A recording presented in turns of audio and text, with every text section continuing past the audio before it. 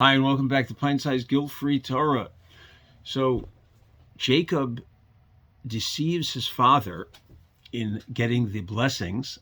Isaac is getting old. He can't see that well. And there's this deceit that goes on that he pretends to be his brother Esau.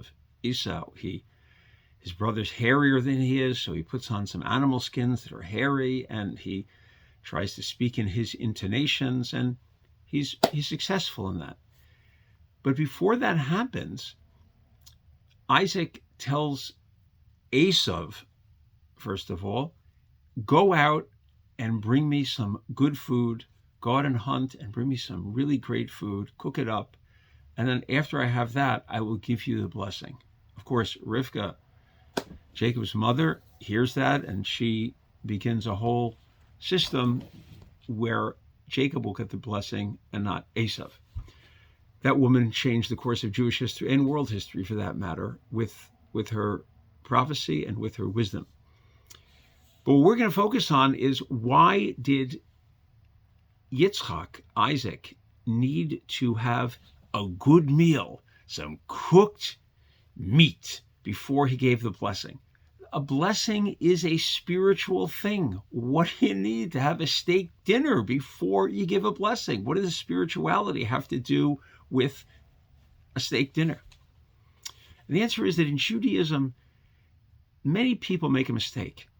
They link it with world religion, which is basically against the idea of pleasure for many. The holy man is the man who doesn't get married. The holy woman doesn't get married. That's in some religions. It's a sin to have too much pleasure. We even say that expression in English. Oh, that's so good, it must be a sin. So in Judaism, we say, actually, pleasure is it. We are a people who look for meaning and pleasure. Strange, as hard as that is to imagine. Really? Judaism? It seems to be so many restrictions. Where's the pleasure?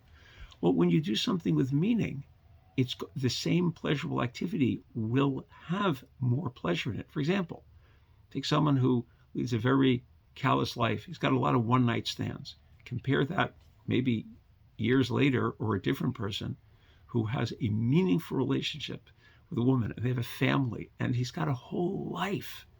Is that not more meaningful? Person who has money. There's nothing wrong with having money. It's a wonderful thing to have money. It's a gift.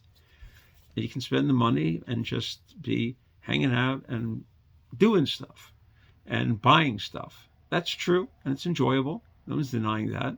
But how is that nearly as enjoyable as knowing your money is going to help feed poor people, or help Israeli soldiers arm themselves better, or help women who are battered and need emotional, physical support, and you have donated a building just for this purpose? Could there be any more meaning and therefore more pleasure in life in knowing that you've helped and donated and changed and affected people's lives? So we're all about pleasure. It's just you have to learn how to be a connoisseur of pleasure and know which is the better pleasure. So fleeting pleasure, it's fun, it happens in the moment, but we say we're looking for lasting pleasure. Food, eaten under the right circumstances, can be far more pleasurable than if you're just grabbing a burger. On Shabbat night, we make kiddush, we make hamotzi, we eat with friends and loved ones, and it's a wonderful experience, and we're enjoying the food, and we're enjoying the friends, and we're enjoying the divrei Torah, we're enjoying everything about that night that makes it special. So of course we want pleasure, and of course we engage in physicality and take pleasure in the physicality. The beauty of Judaism is we link those two concepts, the spiritual and the physical. It's not like the holy person needs to be non-physical, and it's not the hedonistic thing of, I don't want any spirituality, let me just eat, drink, and indulge until I die.